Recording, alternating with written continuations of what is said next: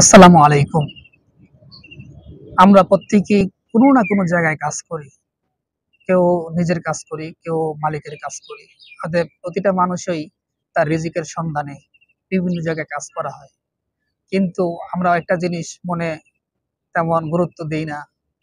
যেমন আল্লাহ তাআলা বলছেন, দায়িত্বের ব্যাপারে আল্লাহ তাআলা হিসাব নেবেন। এই দায়িত্বটা আমি কিভাবে পালন করছি, আমার মালিক আমাকে কি দায়িত্ব দিয়েছে কাজের মধ্যে, আর আমি কতটুকু দায়িত্ব পালন করতেছি। দেখা গেছে মালিক তো সবসময় আমাদেরকে চেয়ে থাকে না। তো এই জন্য আপনি, আমরা মুসলমান যেখানেই কাজ করব, নিজের দায়িত্বটা যেন সঠিকভাবে পালন করি। দেখা গেছে আমি যদি ঢিলামি করি, অলসতা করি, আমি যদি কাজ করি ঠিকই, কিন্তু কাজের মধ্যে যদি আপনার ব্যাঘাত সৃষ্টি হয়, মানুষ যদি ভোগান্তি হয়। আমি ব্যাংকে চাকরি করি, আমি গার্ডের চাকরি করি, আমি কারখানাতে চাকরি করি, আমি প্রোডাকশনে চাকরি করি, আমি অ্যাডমিন সেকশনে চাকরি করি, আমি যেখানেই জব করি, এক কথায় যেখানেই আমি মালিকের চাকরি করি, নিজের দায়িত্বের হিসাব আল্লাহ তাআলা নেবেন। বলবেন, তুমি দায়িত্ব কতটুকু পালন করছো, তুমি কতটুকু আহ তোমার দায়িত্ব ছিল, আর তুমি কতটুকু পালন করছো। এই দায়িত্বটা প্রত্যেকের জায়গা থেকে দায়িত্বটা যেন, আমার বলার উদ্দেশ্য হলো, প্রত্যেকেই কিন্তু জানেন, কিন্তু আমার উদ্দেশ্য হলো আমি স্মরণ করায় দেওয়া।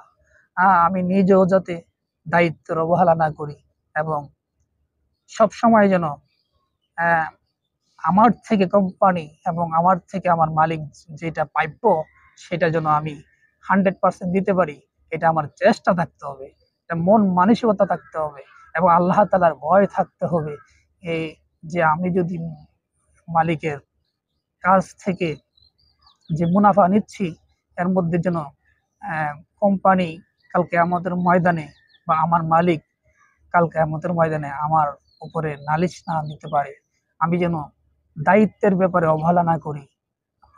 প্রত্যেকের জায়গা থেকে নিয়মটা মানবেন।